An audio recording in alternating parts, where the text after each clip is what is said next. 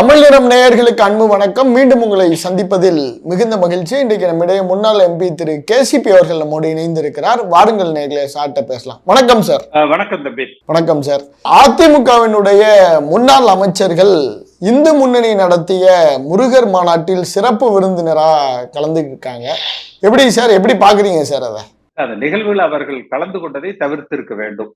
அந்த நிகழ்வு ஏன்னா நடைபெற்றது இந்து முன்னணி மாநாடு. இந்து முன்னணி மாநாட்டில் நிச்சயமாக இந்துத்துவாவை பற்றித்தான் அவர்கள் பேசுவார்கள். திராவிட சித்தாந்தங்களுக்கு எதிரான கருத்துக்களை மட்டுமே தான் அவர்கள் பேசுவாங்க. இது எல்லோருக்கும் தெரியும்.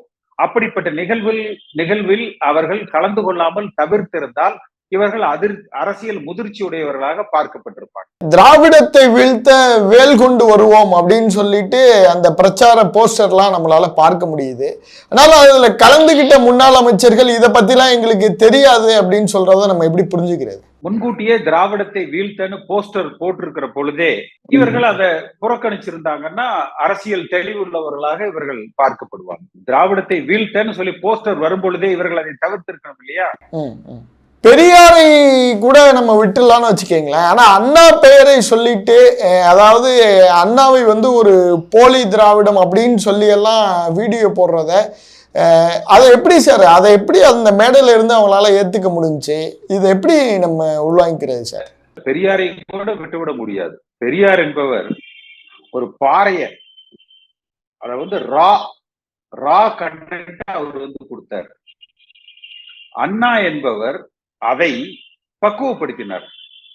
அதுல இருக்கிற அந்த முரண்களை எல்லாம் எடுத்துட்டு அதை ஒரு பளிங்குக்கல் போல பக்குவப்படுத்தி கொடுத்தார். புரட்சி தலைவர் எம்ஜிஆர் அவர்கள் அதை மெருகேற்றினார்கள். ஜெயலலிதா அம்மா அவர்கள் அதை மேற்கொண்டு வளர்த்தார். அதனால இதுல பெரியாரையும் நாம் விட்டுவிட முடியாது. திராவிட சித்தாந்தங்கள் என்பதற்கு விதையூன்றியவர் பெரியார். அப்ப பெரியாரை பற்றியும் அண்ணாவை பற்றியும் நிச்சயமாக அந்த இந்து முன்னணி நிகழ்வுல அவர்கள் அவதூறாக பேசுவார்கள் அல்லது எதிர்கருத்துக்களை தெரிவிப்பார்கள். அதனால் அந்த நிகழ்வை நாம் தவிர்த்திருக்க வேண்டும் என்பதை இவர்கள் யோசித்திருக்க வேண்டும். இத எடப்பாடி இன்சிஸ்ட் பண்ணலையோ? அவர் இவ்வளவு பெரிய ஒரு தாக்கம் இது ஏற்படுத்திருக்காதுன்னு நினைச்சிட்டாரோ? இதை எப்படி எடுத்துக்கிறீங்க சார்? நீங்க இந்த ஒரு தனிப்பட்ட சம்பவமா பார்க்க கூடாது. வேலுமணி மோகன் பகவத் RSS தலைவரை சந்தித்து வேல் பரிசு வழங்குகிறார் கோவையில. இன்றைக்கு தினமலர் கோவையில வந்திருக்கு. எடப்பாடி பழனிசாமிக்கு சேலத்துல வேல் பரிசளிக்கப்படுகிறது. அப்ப இந்த எல்லா நிகழ்வுகளையும் பார்த்தீங்கன்னா இவர்கள் பாஜகவோடு இரண்டரை கலந்து விட்டார்கள் என்றுதான் நம்ம நினைக்கிறோம். பாஜகவா கலந்துட்டாங்களா இல்ல பாஜகவே மாறிட்டாங்களா சார்? எப்படி வேணாலும் நீங்க எடுத்துக்கலாம். பாஜகவா மாறினா அப்புறம் மாநில தலைவருக்கு கட்டுப்பட்டவர்னு சொல்லிடுவாங்க. அதனால பாஜகவோடு இரண்டரை கலந்துட்டாங்கன்னு வச்சுக்கலாம். சார், ஒரு அறிக்கை ஒண்ணு வந்துச்சு, அதை நீங்க பார்த்திருப்பீங்கன்னு நினைக்கிறேன். அதிமுக ஐடி விங்கில் இருந்து அந்த அறிக்கை வந்துச்சு. குறிப்பா பொதுச் செயலாளர் தானே சார் எதிர்வினை ஆற்றணும். அது என்ன ஐடி விங்ல இருந்து கொடுக்குறாங்கன்னா என்ன, எதுக்காக சார்? எடப்பாடி பழனிசாமிக்கு ரைடு இருக்குது, வழக்குகள் இருக்குது. கட்சியினுடைய தலைவர் தன்னுடைய கருத்தை தெரிவிச்சா அதுதான் கட்சியினுடைய கொள்கை. ஐடி விங் சொல்றதுங்கிறது ஒரு பிரச்சாரமாக நம்ம எடுத்துக்கலாம். திமுகவுடைய பிரச்சாரத்துக்கு பாஜகவுடைய பிரச்சாரத்துக்கு அது ஒரு எதிர் பிரச்சாரமாக எடுத்துக்கலாம், அல்லது தொண்டர்களின் குரலாக அதை எடுத்துக்கலாம். கட்சி தலைமை சொல்லணும். அப்ப கட்சி தலைமை நாம் தவறிழைத்து விட்டோம் என்று உணர்ந்து அதற்கு பதில் சொல்லாமல் தவிர்த்து வருகிறார்கள் தான் நம்ம எடுத்துக்கணும். சரி, இப்ப அதுல அவங்க ஒரு ஸ்டேட்மெண்ட் சொல்லி இருக்கிறாங்க, ஒரு மாநாட்டால் எப்படி திராவிடத்தை அழிக்க முடியும் அப்படின்னு கேக்குறாங்க. இப்ப இந்த மாநாட்டுல இவங்க கலந்துக்கிறதுல என்ன தப்புன்னு கேக்குறாங்க.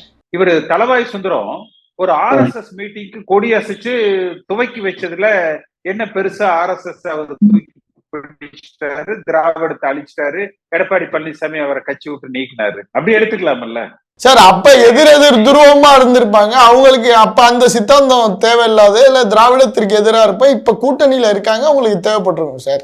அடுத்து ஒரு சித்தாந்தம்ங்கிறதே நீங்கள் இன்றைக்கு விதைப்பது நாளைக்கு முளைக்கும். அடுத்த ஆண்டு அது செடியாகும். 10 ஆண்டுகளில் அது மரமாகும். இதுதான் பாரதிய ஜனதா கட்சியினுடைய சித்தாந்தம். எதிர்காலத்தை ஒரு 25 ஆண்டு கால அரசியலை நோக்கி அவர்கள் பயணிப்பார்கள். அப்படி பயணிப்பதற்கு ஆன அஸ்திவாரத்தை, விதையை அவர்கள் ஊன்றுகிறார்கள். அதற்கு அதிமுக துணை போகிறது. பாஜக தன்னை வளர்த்துக் கொள்வதில் தவறில்லை. ஆனால் அதிமுக தன்னை அழித்துக் கொள்வதற்கு தானாக முன் வந்து இதில் தங்களை இணைத்துக் கொண்டது தவறு. இப்ப அதிமுகவை அழிச்சு பாஜக வளருது அப்படின்னு சொல்றீங்க. இந்த இந்த இந்த இஷ்யூ எல்லாம் கனெக்ட் பண்ணா அப்படிதான் கிடைக்கும். பாஜக தன்னை வளர்த்தி கொள்ள முயற்சிக்கிறார்கள், முன்னெடுக்கிறார்கள். அந்த வளர்ச்சியில் பங்கெடுப்பதன் மூலமாக அதிமுக தன்னை பலவீனப்படுத்திக் கொள்கிறது. அதுல பங்கெடுப்பதன் மூலமாக அதிமுக தன்னை பலகீனப்படுத்திக் கொள்கிறது. சார், நீங்க முன்பே குறிப்பிட்டீங்க வேலுமணி வந்து RSS நூற்றாண்டு அந்த தொடக்க விழா கோவையில நடந்துச்சு. அதுல இவரு போய் வேலை கொடுக்கிறாரு சார். என்ன வேலுமணி வேல் கொடுத்தாரா? வேலுமணி வேல் கொடுத்தார், தோல் கொடுத்தார், எப்படி வேணாலும் எடுத்துக்கலாம். அவர் RSS இதுவரை பாஜகவோடு இணக்கமாக இருக்கிறார் என்றதே எல்லோருக்கும் தெரியும். RSS இணக்கமாக இருக்கிறார் என்பது இப்பொழுது வெளியில தெரியுது, அவ்வளவுதான். சார், இப்ப நீங்க முன்பே குறிப்பிட்ட மாதிரி தளவாய் சுந்தரத்தை வந்து RSS பேரணியை தொடக்கினார் அப்படிங்கிறதுக்காக கட்சியில இருந்து நீக்கினார். அண்ணாவை தப்பா பேசிட்டார் அப்படின்னு சொல்லிட்டு அண்ணாமலையை பற்றியும் பேசினார். இப்ப இந்த இரண்டு கருத்துக்களிலும் இருந்து எடப்பாடி பின்வாங்கிட்டார் அப்படிங்கிறத நம்ம இந்த நிகழ்வுகள் மூலமா சொல்லலாமா? நீங்க அதுக்காக வந்து வேலுமணியை எடப்பாடி பழனிசாமி கட்சி விட்டு நீக்கணும், நாளைக்கே பாஜகவோடு கூட்டணி இல்லை என்று அறிவிக்கணும் என்று எதிர்பார்க்கிற மாதிரில தெரியுது. இந்த கேள்வியில உங்க எதிர்பார்ப்பு அப்படித்தானே தெரியுது. அப்படியான ஒரு வாய்ப்பு இருக்கா சார்? அதுக்கான வாய்ப்புகள் இருக்கா? ஏன்னா இப்ப திராவிட சித்தாந்தத்தை எடப்பாடி பழனிசாமி அதை தற்பொழுது செய்வதற்கான துணிச்சல் பெற்றவராக நான் பார்க்கலாம். இப்ப நீங்க உங்களை போன்ற இந்த அதிமுகவை தொடக்க காலத்தில் இருந்து வளர்த்தெடுத்தவர்கள், குறிப்பா இந்த திராவிட சித்தாந்தத்தின் மீது நடத்தப்படுகிற இதை நம்ம ஒரு அதிமுகன்னு எடுத்துக்க வேணாம், இது திராவிட சித்தாந்தத்தின் மீது நடத்தப்படுகிற ஒரு போரை நம்ம பார்க்கலாமா சார்? அப்படி கூட பார்க்க வேண்டாம். அண்ணாவின் பெயரால் துவக்கப்பட்ட கட்சி அதிமுக. புரட்சி தலைவர் எம்ஜிஆர் அவர்கள் அண்ணாவை தலைவராக கொண்டுதான் இந்த இயக்கத்தை துவக்கி வைத்தார். அப்ப அவர் அவமானப்படுத்துகிற பொழுது, அவரால் உருவாக்கப்பட்ட அந்த திராவிட சித்தாந்தங்கள் சிதைக்கப்படுகிற பொழுது, அண்ணாவின் பெயரால் பயணிக்கிற இந்த கட்சி, புரட்சி தலைவர் எம்ஜிஆர் அவர்கள் 1000 ஆண்டுகளுக்கு அண்ணாவின் படம் பொறித்த இந்த கொடி உயர பறக்க வேண்டும் என்கிற அந்த நோக்கத்தில் இந்த இயக்கத்தை நான் ஆரம்பித்தேன் என்று பேசியிருக்கிறார். அது பதிவுகள்ல இருக்கு. அப்படிப்பட்ட கட்சி தன் தனித்துவத்தை தக்க வைத்துக் கொள்ள வேண்டும். நான் இந்து முன்னணியுடைய செயல்பாட்டுகளையோ RSS செயல்பாட்டுகளையோ பாஜகவினுடைய செயல்பாட்டுகளையோ நான் குற்றம் சொல்லல. அது அவர்களது சித்தாந்தம், அவர்கள் பயணிக்கிற திசை. ஆனால் அதிமுக அதில் பங்கெடுத்துக் கொள்வது என்பது தவறு. அந்த ஒரு தவறுக்கு அதை கூட வேலுமணி பங்கெடுத்துக் கொண்டது தவறு. எடப்பாடி பழனிசாமி வேல் பெற்றுக்கொண்டு சிம்பாலிக்கா அதற்கு ஒரு ஒத்துழைப்பு கொடுப்பதை போன்ற நிகழ்வுகளை நடத்தியது தவறு. இதை இவர்கள் தவிர்க்க வேண்டும், சரி செய்ய வேண்டும் என்பதுதான். ஏன்னா தேர்தலுக்கு இன்னொரு 11 மாத காலம் இருக்கு. தமிழ்நாட்டு மக்கள், தமிழ்நாட்டு அரசியல் களம் திராவிடமா இந்துத்துவா என்றால் திராவிடத்தின் பக்கம் நிற்பாங்க, திமுகவா அதிமுகவா என்றால் அதிமுகவின் பக்கம் நிற்பாங்க. அப்ப அந்த தேர்தல் களத்துல அதிமுக கூட்டணிக்கும் திமுக கூட்டணிக்கும் தேர்தல் போட்டி என்று வந்தால் அதிமுக வெற்றி பெறும். இந்துத்துவா சித்தாந்தங்களுக்கும் திராவிட சித்தாந்தங்களுக்குமான தேர்தலாக இதை கட்டமைப்பதற்கு திமுகவும் முயற்சி செய்கிறார்கள், பாஜகவும் முயற்சி செய்கிறார்கள். இதில் 2 இடத்திலும் பலகீனப்படுவது அதிமுக. அது தவிர்க்கப்பட வேண்டும். இப்ப திராவிடம் வெர்சஸ் இந்துத்துவான்னு வந்தா அது திமுகவுக்கு பெரிய கெயினா இருக்கும்னு சொல்றீங்க. அதுக்கான ஈல்டா எடப்பாடி அதிமுகவுக்கு பெரிய பலகீனமாக இருக்கும்னு சொல்லுவாங்க சார். அப்புறம் இன்னொரு எல்லாராலும் பேசப்படுகிறது, கட்சி அதிமுக அன்னைக்கில இருந்து ஒரு சாஃப்ட் இந்துத்துவா தான். ஏன்னா ஜெயலலிதா அவர்கள் காலத்தில் இருந்து ஒரு சாஃப்ட் இந்துத்துவா மைண்ட்ல தான் இருப்பாங்க, அதனால இது ஒரு பெரிய இம்பாக்டை ஏற்படுத்தாது அப்படின்னு சில பத்திரிகையாளர்கள் சொல்றாங்களே சார். கலைஞர் காலத்துல அந்தியூர் செல்வராஜ் என்கிற ஒரு அமைச்சர் பண்ணாரியம்மன் கோயில்ல குண்டம் விதித்தார் என்பதற்காக அமைச்சர் பொறுப்புல இருந்து அவர் நீக்கப்பட்டார். அது முழுமையான திராவிட சித்தாந்தம் கலைஞர் அன்றைக்கு மேற்கொண்டது. நெற்றியில பொட்டு வைத்திருந்தால் அழிக்க சொல்வது திராவிட சித்தாந்தம். ஆனால் அதிமுக சித்தாந்தம் என்பது தனி மனித வழிபாடுகளை தவிர்த்து விட்டு நமக்கு அப்பாற்பட்ட ஒரு இறை சக்தி உண்டு, அதை வழிபடுவதில் தவறில்லை, மூட நம்பிக்கைகளை நாம் அகற்ற வேண்டும் என்பதுதான். புரட்சி தலைவர் எம்ஜிஆர் மூகாம்பை கோயிலுக்கு அடிக்கடி செல்வார். ஜெயலலிதா அம்மா வெளிப்படையாகவே அந்த மத சடங்குகள் கடவுள் நம்பிக்கை உடையவர் என்பதை வெளிப்படுத்தி இருக்கிறார். எடப்பாடி பழனிசாமி கூட திருப்பதி கோயிலுக்கு அடிக்கடி சென்று வருகிறார், திருப்பம் ஏற்படும் என்று. ஆனா இது திமுகவுக்கும் அதிமுகவுக்கும் இருக்கிற வேறுபாடு. இன்றைக்கு திரு ஸ்டாலின் அவர்களும் துணைவிய மனைவியே கூட கோவில்களுக்கெல்லாம் செல்றார். அது திமுகவிலும் ஏற்பட்டிருக்கிற மாற்றம்.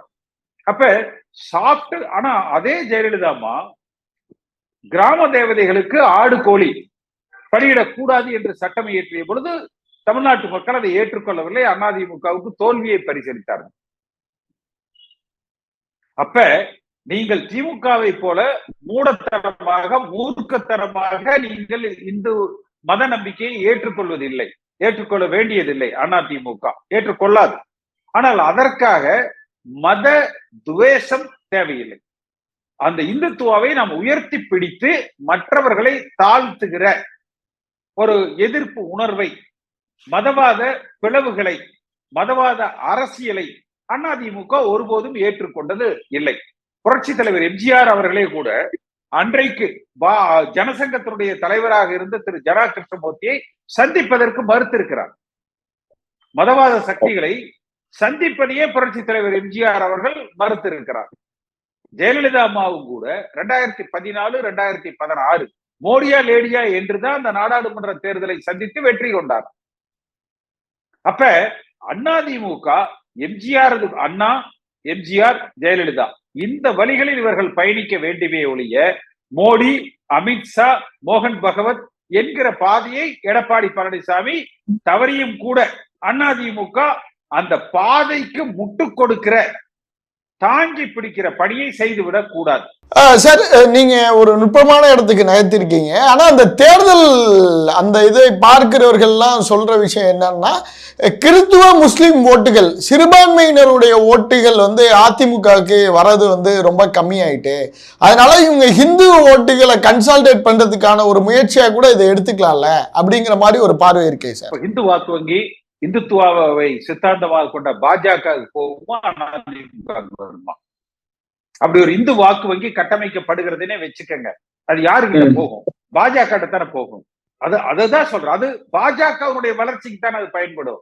அதிமுக வளர்ச்சிக்கு அது பயன்படாதில்லை. இதே கருத்தை ஜெயலலிதா அம்மாட்ட திரு அத்வானி சொன்னார். நீங்க இந்து வாக்கு வங்கி, ஹிந்து ஓட் பேங்கை நீங்க உருவாக்குங்க, அது உங்களுக்கான ஓட் பேங்கா இருக்கும் என்று சொன்னார்.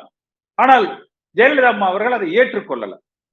நீங்க சொல்லுகிற அந்த கேள்வியே கூட, கேட்கிற கேள்வியே கூட, அந்த இந்துத்துவ வாக்கு வங்கி சிறுபான்மையை புறம் தள்ளிய வாக்கு வங்கின்னு பாத்தீங்கன்னா அது பாஜகவுக்கு இல்ல போயிடும். அப்ப இந்த பக்கம் சிறுபான்மையினரை உள்ளடக்கிய மதச்சார்பற்ற நிலைப்பாடு திமுக பக்கம், மதச்சார்புள்ள இந்து வாக்கு வங்கி பாஜக பக்கம். அதிமுக எங்க நிக்கும் இதுக்கு நடுவுல? அதனாலதான் நான் உங்களுக்கு ஆரம்பத்துல சொன்னேன், இரண்டு புறமும் இழப்பு ஏற்பட்டு விடும். அப்ப இந்த இடத்துல நம்ம ஜாக்கிரதையாக நம்ம காய் நகர்த்தி களத்தை திமுகவுக்கும் அதிமுகவுக்குமானதாக நம்ம மாற்றணும். அப்படித்தான் இருந்தது. ஆனால் பாஜக லாபகமாக அதை பாஜகவுக்கும் அதிமுகவுக்குமானதாக மாற்றுகிறார்கள்.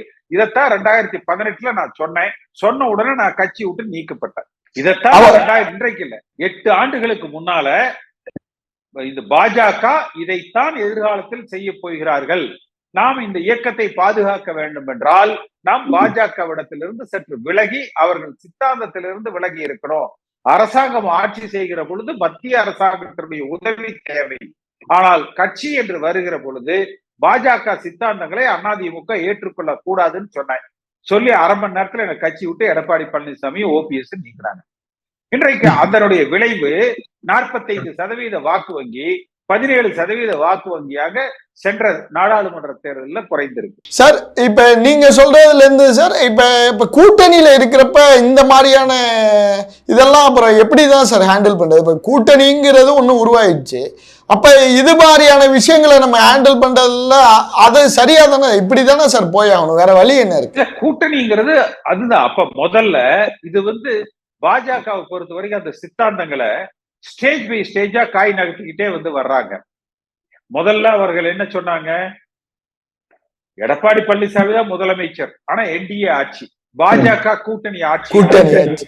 அத எடப்பாடி பழனிசாமி அமித்ஷா சொன்னதுக்கு ஒரு விளக்க வேற சொன்னாரு. இந்த கூட்டணி ஆட்சி அமைக்கணும் தான் சொன்னாரு, கூட்டணி ஆட்சி இல்லைன்னு ஒரு கமா ஒண்ணு போட்டாரு சார். கூட்டணி கமா ஆட்சி. எடப்பாடி பழனிசாமிக்கு நல்லா புரியுற மாதிரி மதுரையில வச்சு அமித்ஷா தெளிவா மறுபடியும் சொன்னாரு. எடப்பாடி பழனிசாமி மௌனமா இருந்தாரு. அதற்கு இப்ப மீண்டும் இந்த மாநாட்டின் மூலமாக அவர்கள் அடுத்த படிநிலையை, நெக்ஸ்ட் ஸ்டெப் அவர்கள் அடைந்திருக்கிறாங்க. அந்த படிநிலையில வேலுமணி போன்றவர்கள் முன்னால முட்டு கொடுக்கிற படியை அவர்கள் செய்ய ஆரம்பிச்சிருக்கிறாங்க.